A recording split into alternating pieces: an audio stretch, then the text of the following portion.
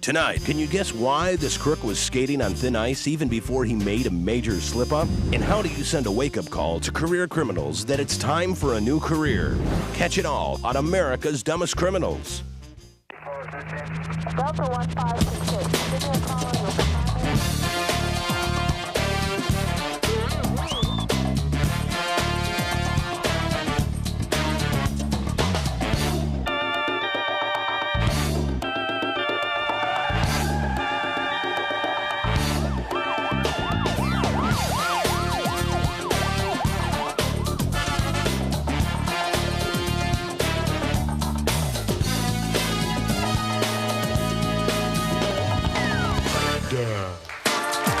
Now, welcome your host for America's Dumbest Criminals, Daniel Butler and Debbie Allen.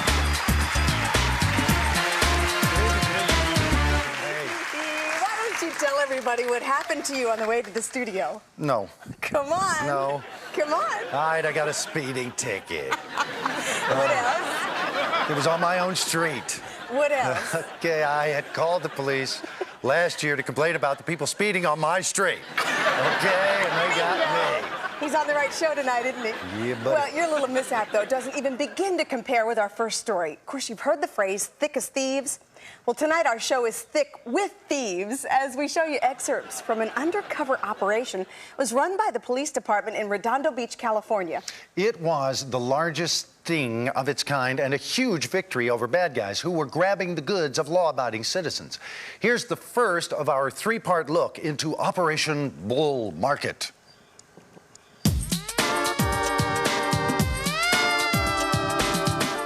We set up a storefront operation to buy stolen property back from dumb crooks. It's been recognized as the most successful sting in California history. Our story wouldn't have been possible without probably the dumbest crooks. It was called Operation Bull Market. We set up a storefront to buy back property from burglars. We invested about $175,000 to buy back $4.3 million worth of property. We can arrest the defendants and put them in jail, but usually the victim just doesn't get his or her property back. So we wanted to set up a storefront sting operation so that the defendants would bring the stolen property to us so that we could return it to the victims. We used undercover officers behind the counter. The name of the store was IVD Enterprises. Now, loosely translated from Roman numerals, IVD is 496. 496 in the California Penal Code is receiving stolen property. And we videotaped everything. We were able to recover over $4 million in stolen property, including 212 vehicles. All right, great police work. We'll have more on this sting operation a little bit later, but right now we turn our attention to the plight of the criminal. Meet a klutzy crook who cut himself during a break-in and made a bloody mess of things. It's this week's installment of Something to Remember Me By.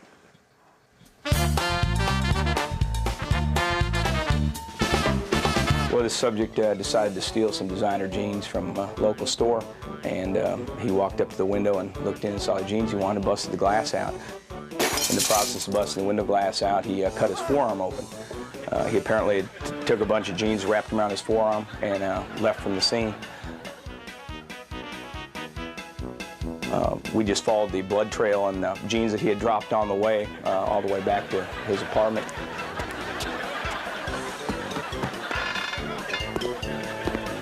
When we got there, the dumbest thing about it was that none of the jeans that he stole he could use because they were all saturated with blood and were pretty much ruined. So he wouldn't have got anything out of them anyway. Crime is dangerous, kids.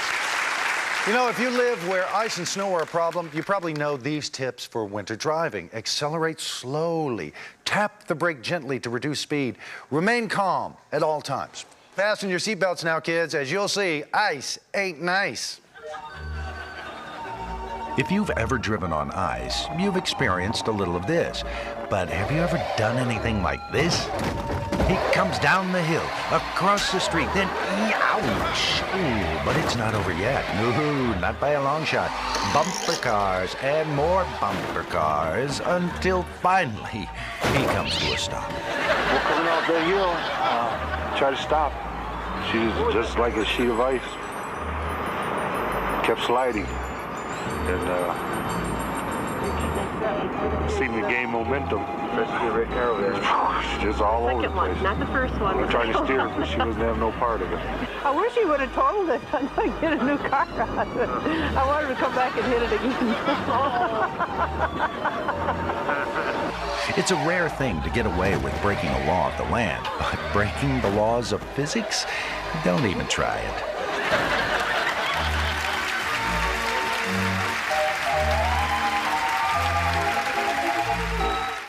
In Houston, no one can get on or off a train without first showing a special health certificate.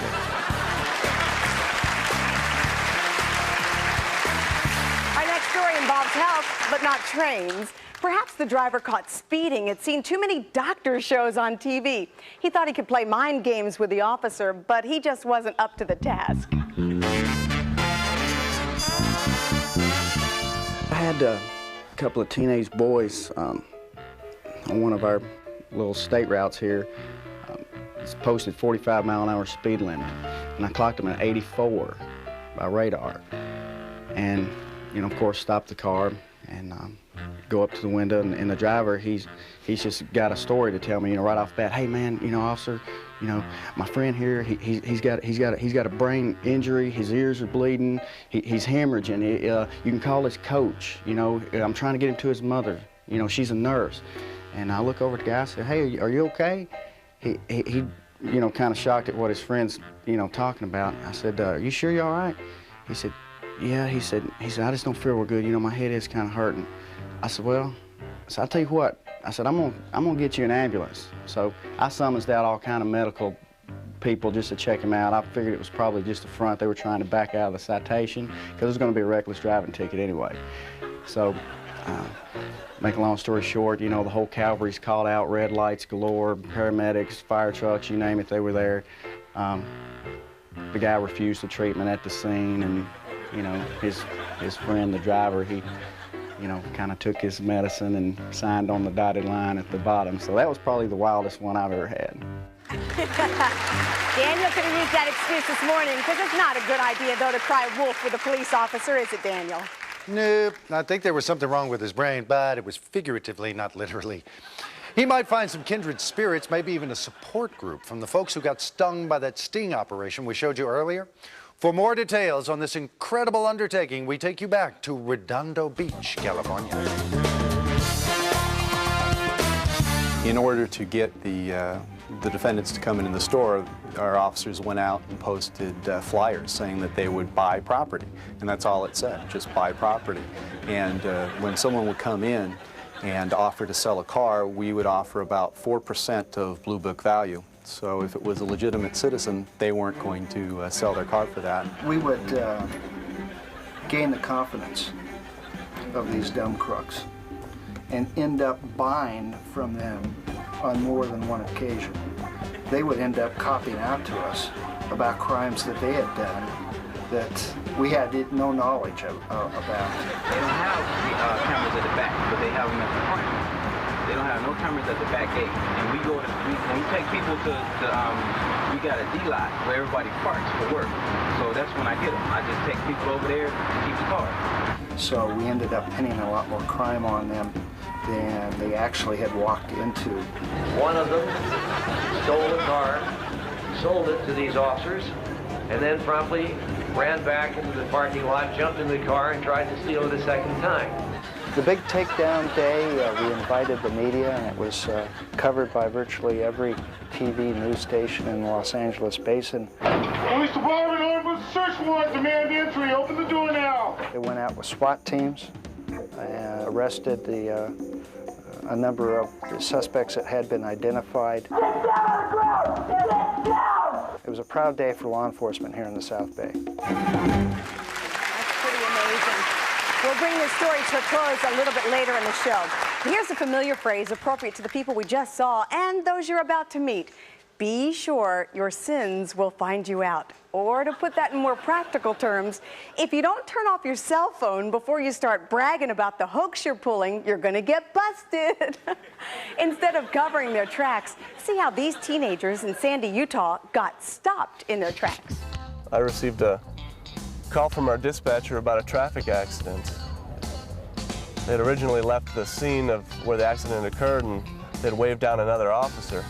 The dispatcher had told me that the 5 minutes she was on the phone with them, she had heard them make some statements. She was talking to them for a while, and then all of a sudden, for whatever reason, they thought the phone went dead, and they couldn't hear the dispatcher, but the dispatcher could still hear them. So they never hung the phone up, they just threw it up on their dashboard, and they kept making their statements. They were formulating their lie. Where did he hit us? Let's get our story together. What were we even doing on the road? How fast were we going? We were coming back from church. About this point, I arrived, and after hearing that information from dispatch, I knew what we were dealing with. They're going to file a false police report.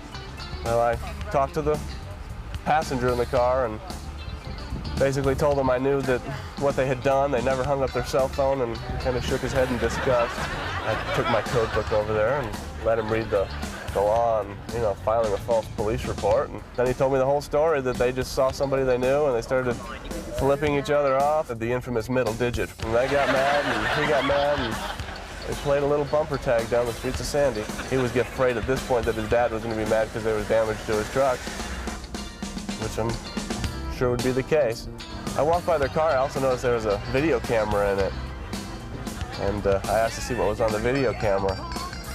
And first they didn't want to show me, but eventually they did. And it was more or less their pursuit of the guy who hit them, but there were also some parts of them pulling up next to each other and giving each other the finger. Decided not to file any charges on them. We took the people who filed the complaint home, let them tell their story to their mom and dad, and to say the least, mom and dad were not happy with their son's behavior. We felt they were going to get more justice from an angry mom and dad than they would have through the juvenile court system, so we let them resolve the situation.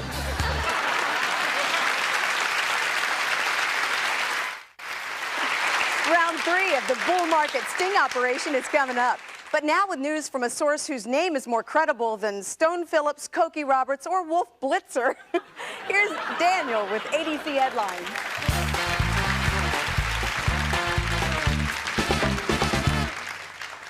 Well, a Chattanooga prisoner was on work release and restricted to the facility except when commuting to work. But everything changed when his sentencing judge happened to read the prisoner's score from a charity golf tournament in the local newspaper.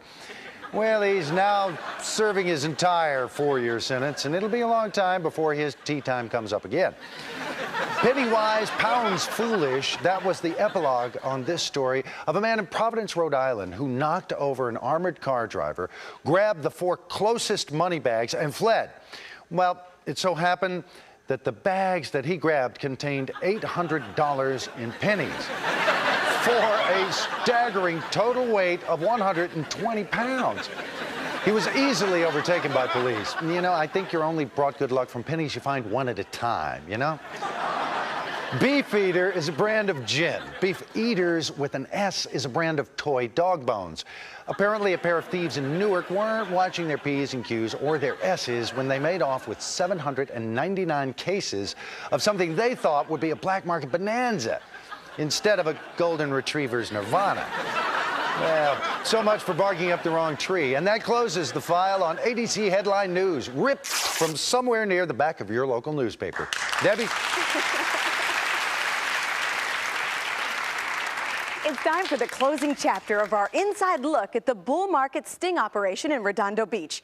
Join us in a post-mortem celebrating the finale of this stupendously successful charade.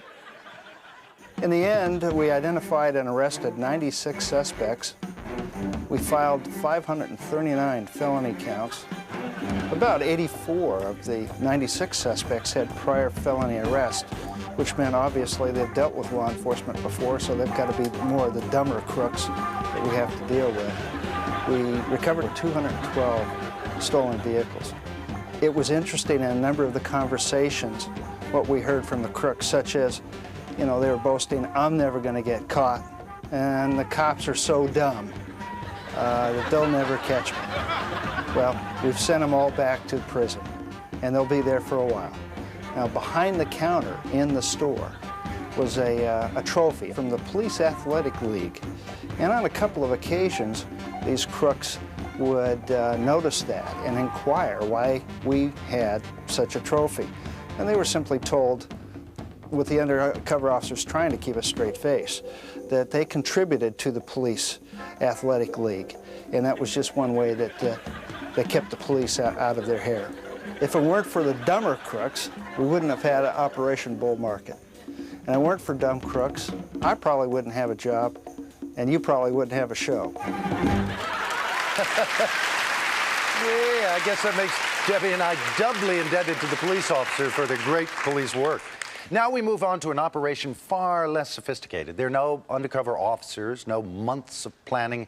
In fact, officers didn't even have to leave the station to make this arrest. Watch the binging bozo bomb as he tries to bail out his buddy. Several years ago, I was on patrol. As a matter of fact, I was finishing up a shift, and I was heading up the highway leading toward our police station when I observed a car in front of me that was going slower than the posted speed limit. Nothing that unusual about that. But what caught my attention was, as he made a right-hand turn at the street prior to the police station, he almost struck the curb. So I followed him up that street, and I intended to pull him over as he made a left-hand turn into the parking lot of the police station, basically.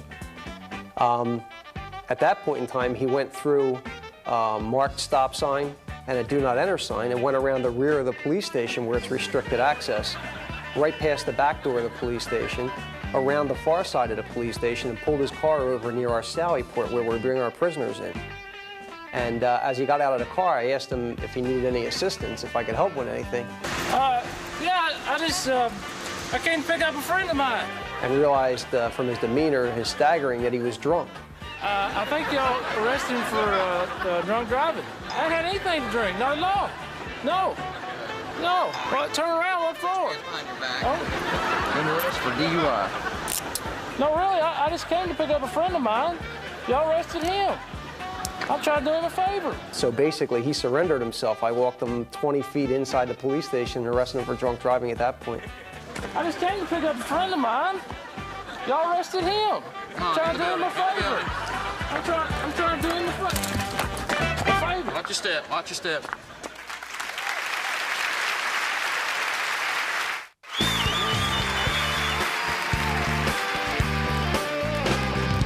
Would you allow me to quote Emily Post? Well, all right. Go ahead.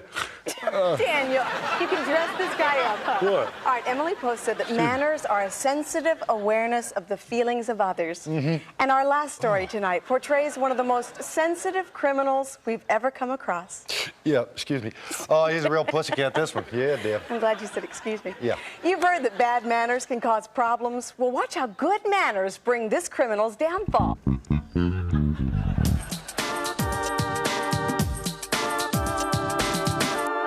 Several years ago, when I was still a police officer, I had a conditions car, a burglary car. The purpose of that job was to help bring down burglaries on the midnight shift. One day we responded to burglary in process. By the time we got to that particular job, several uniformed police cars had already arrived. They had done a thorough search and they didn't come up with anybody. You all right? You got a cold or something? Yeah, I've had a cold for, gosh, about 2 weeks now. We were getting ready to leave. Police officer sneezed. I heard a voice said, "Gesundheit." Did you hear that? Gesundheit!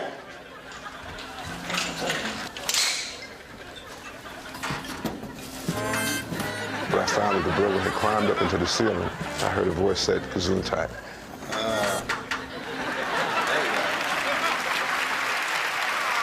He's a nice guy. He did have some good habits. He did, except for that little breaking and entering habit.